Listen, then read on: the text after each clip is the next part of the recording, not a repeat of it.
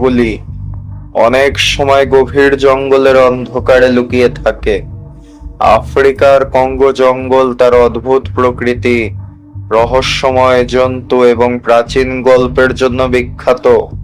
এখানে শতাব্দীর পর শতাব্দী ধরে মানুষের চোখে পড়েনি এমন প্রাণীরা বসবাস করে। আজ আমরা জানবো এমন একটি রহস্যময় প্রাণীর কথা, যার অস্তিত্ব নিয়ে বিজ্ঞানী ও গবেষকরা আজও দ্বিধায় রয়েছেন। কঙ্গো নদী এবং জঙ্গলের বিশাল বিস্তৃত এলাকায় এমন কিছু প্রাণীর গল্প শোনা যায় যাদের বৈজ্ঞানিক স্বীকৃতি নেই। স্থানীয় বাসিন্দারা এদেরকে মোকেলেম্বে নামে ডাকে।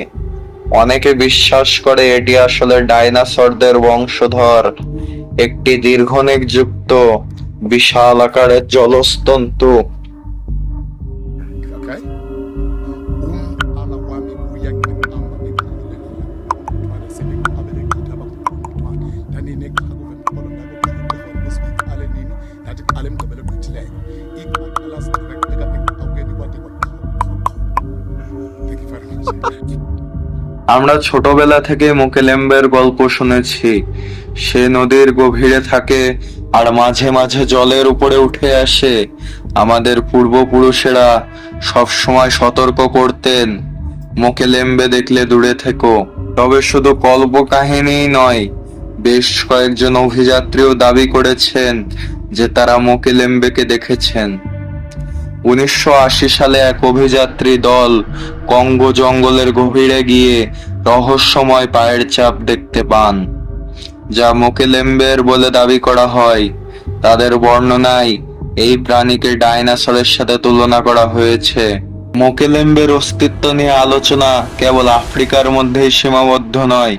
বহু গবেষক, বিজ্ঞানী, এমনকি অ্যাডভেঞ্চার প্রিয় অভিযাত্রীরাও এই প্রাণীকে খুঁজে বের করার অনেক চেষ্টা করেছেন, কিন্তু সবসময় রহস্যে ঢাকা থেকে গেছে মোকেলেম্বের প্রকৃত পরিচয়। এটা সম্ভব যে মোকেলেম্বে আসলে একটি বিলুপ্ত প্রায় বা এখনো আবিষ্কৃত না হওয়া প্রাণীর বংশধর।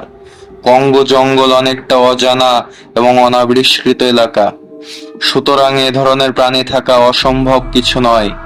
তবে এখনো আমাদের কাছে সুনির্দিষ্ট প্রমাণ নাই।